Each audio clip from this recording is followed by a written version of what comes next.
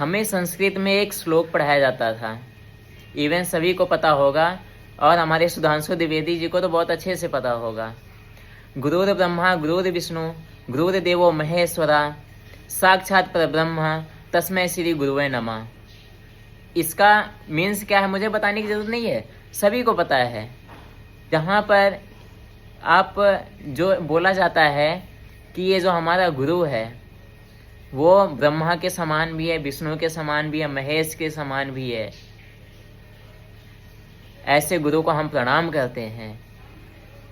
अगर ऐसे गुरु को प्रणाम करते हैं तो ये जो हमें दिल्ली में देखने को मिल रहा है, ये सब क्या हो रहा है?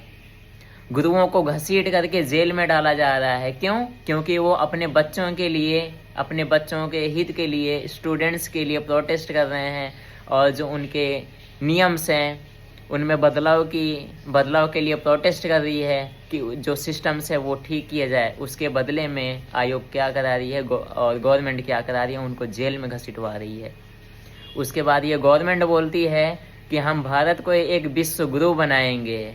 हमारे सुधांशु द्विवेदी जी, हमारे संबित पात्रा जी गला फाड़ फाड़ कहते हैं हम विश्व गुरु बनाएंगे। क्या आप ऐसे विश्व गुरु बनाओगे जहाँ पर गुरुओं को घसीट करके जेल में डाला हो, जिन पे लाठियां बरसाई जा रही हो, आप ऐसे विश्व गुरु बनाना चाहते हो? अभी हम बात कर रहे हैं एसएससी एग्ज़ाम को लेकर के। एसएससी एग्ज़ाम को लेकर के कई जो प्रॉब्लम्स आ रही है, सबसे पहले तो एडुकेटी को बैन करना चाहिए हमेशा के लिए, क्योंकि इन्होंने एमपी में पटवारी का एग्ज़ाम कराया, वहाँ भी सेम बवाल आया था। इन्होंने एसएससी सीपीओ का एग्ज़ाम कराया, वहाँ भी बवाल हुआ था। और उसके बाद में अभी एसएससी का ये जो अभी कराया है, इसमें भी सेम इशू। यहाँ पे इशू क्या आ रहा है?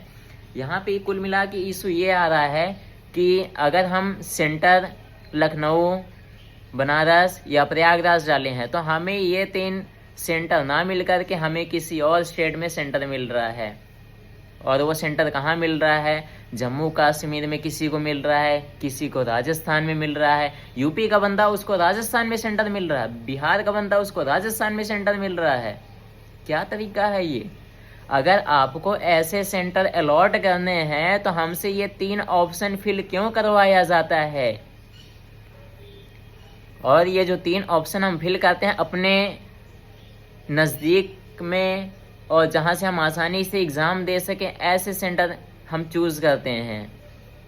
उसके बाद भी अगर हमें 800 kilometre, 1000 kilometre, 500 kilometre centre allot किया जा रहा है, क्या मतलब है इसका? इसका सीधा सा मतलब ये है कि आप नहीं चाहते कि हम एग्ज़ाम में बैठें, एग्ज़ाम दे पाएँ। अगर आपको ऐसा ही करना है तो आप वैकेंसी निकालते क्यों हो? आपको वैकेंसीज ही नहीं निकालनी चाहिए।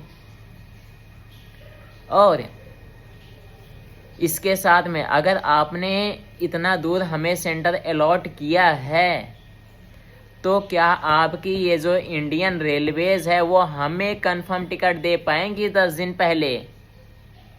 है गारंटी इस चीज़ का? आपका सिस्टम, रेलवे का सिस्टम है इतना बढ़िया कि वो हमें एग्ज़ाम देने जाने के लिए कंफर्म टिकट दे दे? भाई साहब, हम यहाँ तत्काल टिकट निकालते हैं, 1 मिनट के अंदर हमें वो भी नहीं मिलता है।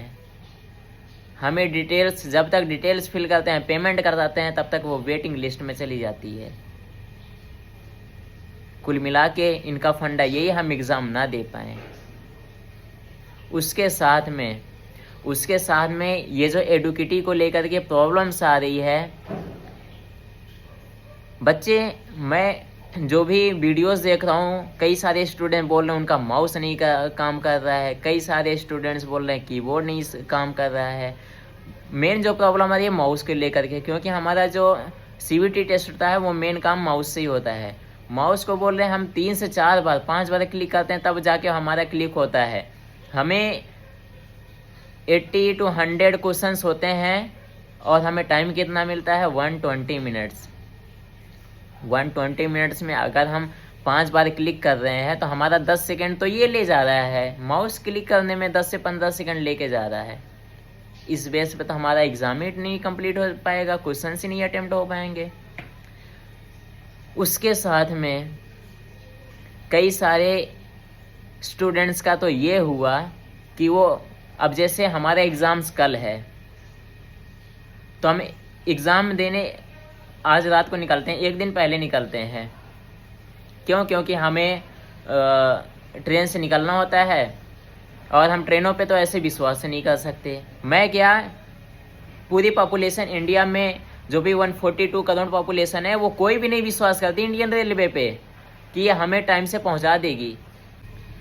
और मैं आप लोगों से रिक्वेस्ट कर रहा हूँ कि अगर आप भी स्टूडेंट्स हो, आप भी गवर्नमेंट एग्ज़ाम की तैयारी कर रहे हो, आपका भी ड्रीम है गवर्नमेंट जॉब, तो इस चीज़ का प्रोटेस्ट आपको भी करना चाहिए, चाहे आप एसएससी का एग्ज़ाम दिए हो या ना दिए हो।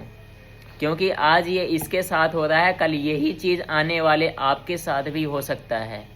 क्योंकि चीज़ें वही रहेंगी, बदलाव होगा नहीं, तो ऑफ कोर्स ये प्रॉब्लम आपको भी फेस करनी पड़ेगी।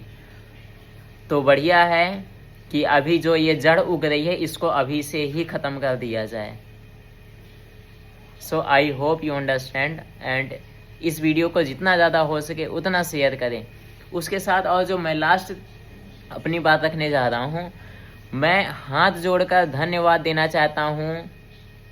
सबसे बहुत ज़्यादा अगर मैं धन्यवाद देना चाहता हूँ वो है लल्लन टॉप, जो विद्यार्थियों के और ये जो एसएससी को लेकर के फुल कवरेज कर रही है, लोगों तक पहुँचा रही है। एबीपी थोड़ा बहुत मैं उसके भी देखा, वो भी थोड़ा कवरेज की है। अगर आज तक न्यूज़ इंडिया की सबसे बड़ी चैनल है, मैं कल उसके पूरे वीडियोस फाइंड किया, इस चीज़ को लेकर के कोई उनका रिपोर्ट है नहीं। ऐसे तो हमारे देश की मीडिया है, क्या उम्मीद करते हैं इनसे? ये बस एक कवरेज देंगे, अभी कहीं बवाल हो जाए, दंगे चल जाएं, कहीं पे युद्ध छिड़ जाए, वो उस पर दिन भर कवरेज देने में लगे रहेंगे। पर जो हमारे भारत देश की शिक्षा नीति है, जो स्टैंड है, एक जड़ है, उस पे ये कभी लाइव कवरेज नहीं करेंगे। मुझे धिक्कार है ऐसे आज तक वाले न्यूज़ चैनलों पर। धन्यवाद।